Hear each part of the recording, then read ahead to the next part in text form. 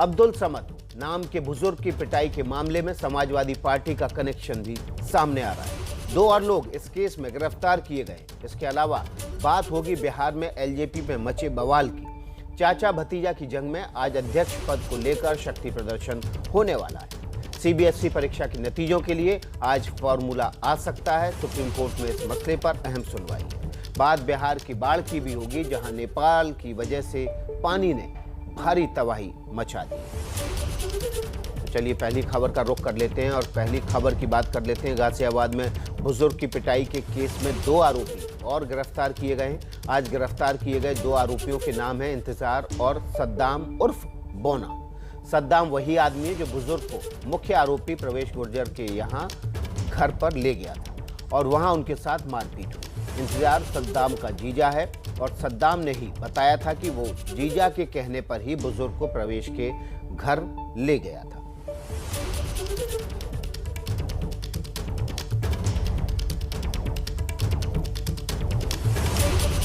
विपिन तोमर हमारे संवाददाता गाजियाबाद से इस खबर पर ज्यादा जानकारी के साथ जुड़ गए हैं। विपिन, क्या अपडेट है आपके पास?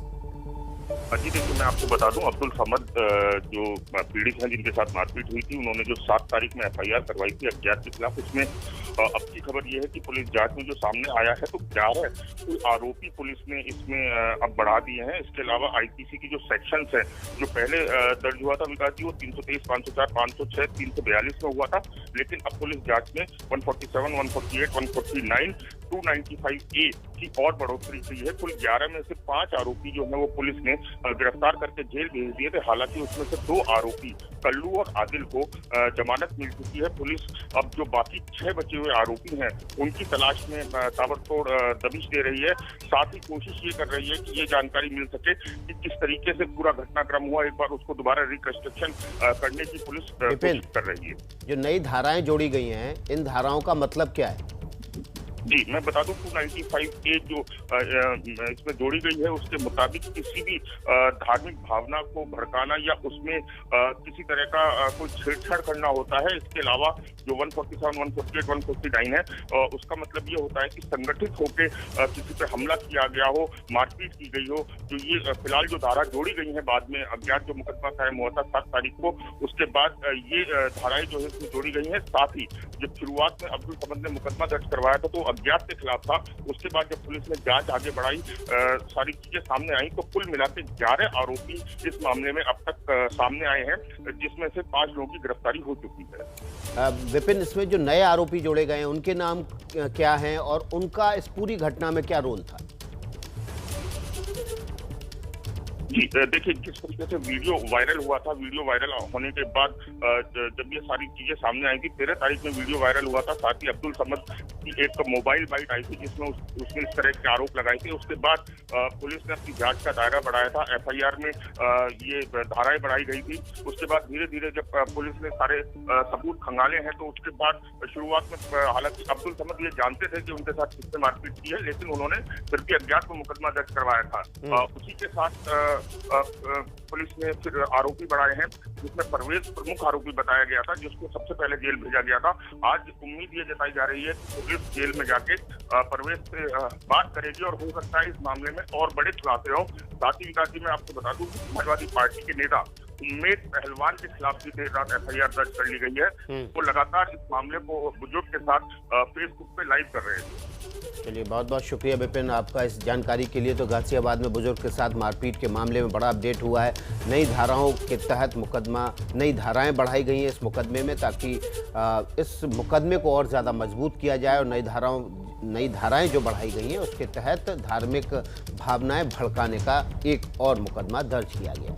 तो गाजियाबाद में बुजुर्ग अब्दुल समद के साथ जो मारपीट की घटना हुई उस पर लगातार एबीपी न्यूज़ इन्वेस्टिगेशन कर रहा है, जांच कर रहा है। पुलिस इस मामले की जांच के जरिए जो भी बातें सामने रख रही है वो आप तक भी पहुंचा रहा है। बुलंदशहर से बुजुर्ग अब्दुल समद के घर से वरुण जैन और गाजियाबाद से मनोज वर्मा ज़्यादा जानकारी के साथ जुड़ गए। सबसे पहले वरुण जैन का रुख कर लेते हैं। वरुण, अब्दुल समद आज भी अपनी बात पर कायम है, आपकी बात हुई, क्या बातें वो कह रहे हैं? क्या वो 2 घटनाएं अलग अलग थी, जिस वीडियो में उनकी दाढ़ी काटी गई, या फिर जो उन्होंने बयान दिया कि ऑटो से उनको दूसरी जगह ले जाया गया, क्या ये दोनों घटना अलग अलग है या अब्दुल समद जो है वो गलत बयानी कर रहे हैं और जांच को भटकाने की कोशिश कर रहे हैं?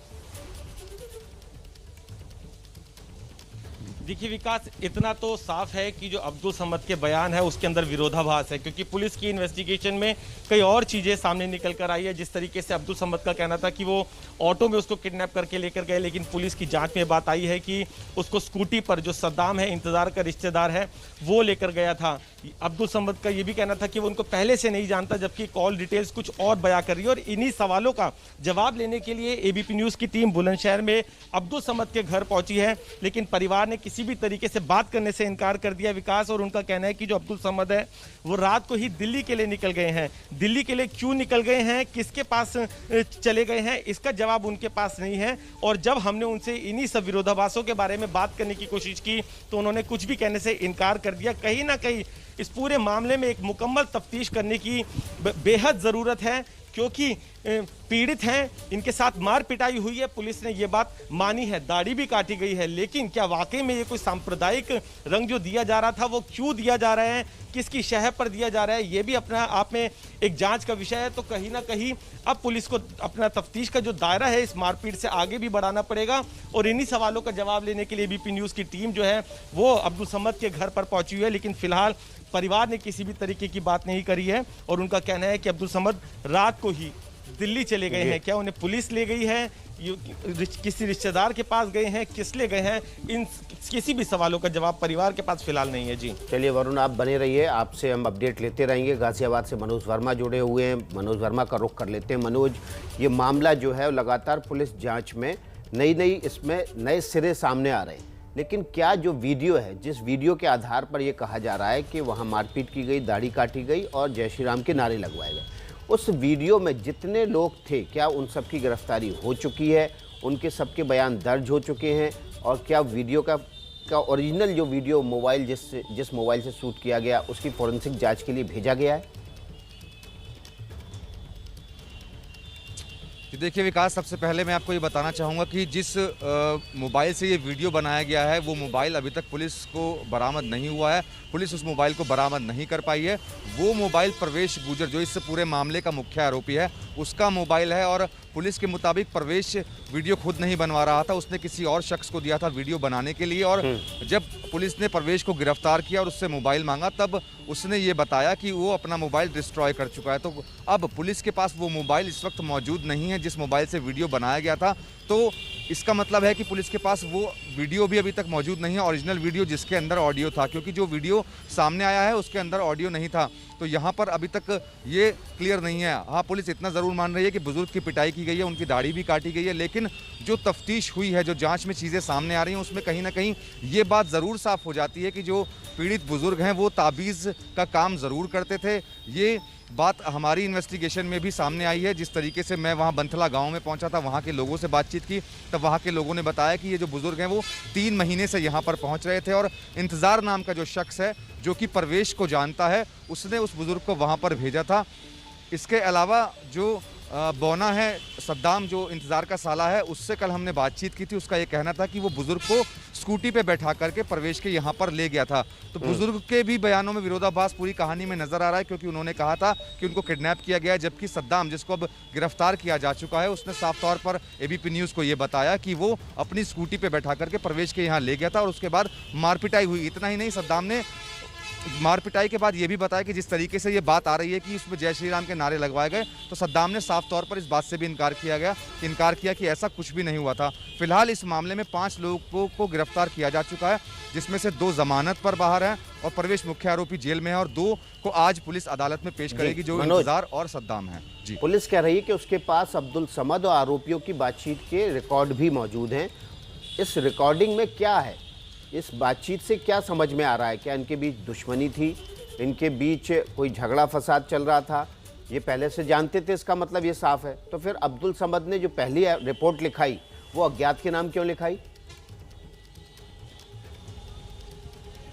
जी बिल्कुल, देखिए यही सबसे बड़ा सवाल है। पुलिस के पास जो रिकॉर्ड्स का मतलब है कि CDR मौजूद है, यानी कि इन तीनों के बीच में बातचीत होती थी। पुलिस ने जो अब्दुल समद की कॉल रिकॉर्ड्स निकाली हैं उसके अंदर अब्दुल समद परवेश से भी बात करता हुआ नजर आ रहा है। इनकमिंग और आउटगोइंग कॉल दोनों हैं। इसके अलावा इंतज़ार की भी इनकमिंग आउटगोइंग कॉल है और जो सद्दाम है उसकी भी इनकमिंग आउटगोइंग कॉल दोनों है। तो यही बात पुलिस को नहीं समझ में आ रही है कि आखिरकार कौन पीछे बैठ करके ये सब कुछ कर रहा है, क्योंकि जब बयान देने के लिए अब्दुल समद यहाँ थाने में पहुंचा था तब उसने अज्ञात के खिलाफ मुकदमा दर्ज करवाया, जबकि उसकी कॉल डिटेल रिकॉर्ड से ये साफ हो जाता है कि वो सभी लोगों को पहले से जानता था। तो उसने फिर बाय नेम एफआईआर क्यों नहीं करवाई और अब क्यों मीडिया के सवालों से जो बुजुर्ग हैं वो बचते फिर रहे हैं? ये एक बहुत बड़ा सवाल है जिसकी जांच अब पुलिस कर रही है। जी बिल्कुल मनोज, बहुत सारे सवाल हैं, बहुत सारे बयानों में विरोधाभास है और इसलिए इस बात को लेकर अब सवाल पैदा हो रहे हैं कि क्या वाकई में ये घटना हुई भी है या नहीं हुई है। ये तभी साफ हो पाएगा जब जिस वीडियो की वजह से ये तथ्य सामने आए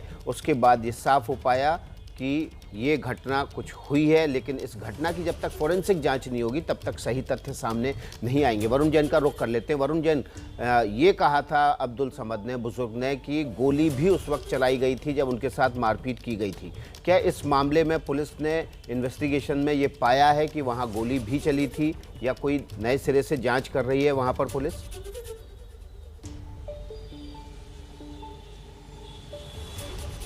देखिए, बिल्कुल पुलिस का जो जांच का दायरा है वो पूरी तरीके से अब्दुल समद के बयान और जो इन्वेस्टिगेशन में चीज़ें निकल कर आई है उसके आसपास ही घूम रहा है। तो फिलहाल जो घटना स्थल है वहाँ पर पुलिस को किसी तरह की कोई बुलेट या कोई गोली नहीं मिली है। तो कहीं ना कहीं जो अब्दुल समद के बयान है कि गोली चलाई गई, वही मैंने आपसे पहले बोला कि इसमें कहीं ना कहीं एक विरोधाभास है। विरोधाभास ये भी है कि किडनैपिंग की बात कही, किडनैपिंग की बात पुलिस को नज़र नहीं आई है।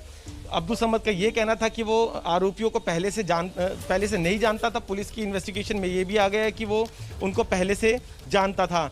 अब्दुल समद का कहना है कि जय श्री राम के नारे लगाए, लेकिन पुलिस के पास जो वीडियो सामने आया उसमें इस तरह की कोई भी चीज़ नहीं है, ऑडियो नहीं है। तो कहीं ना कहीं ये विरोधाभास क्यों है? क्योंकि पुलिस को ये लग रहा है कि इसके पीछे एक बड़ी कॉन्स्पिरेसी भी हो सकती है। इसको एक सांप्रदायिक रंग देने की कोशिश की गई, जबकि ये आपस का एक झगड़ा था जिसमें ताबीज को लेकर एक झगड़ा हुआ था और जो गुर्जर है वो खुश नहीं और पुलिस इस मामले की जांच इस एंगल पर भी कर रही है।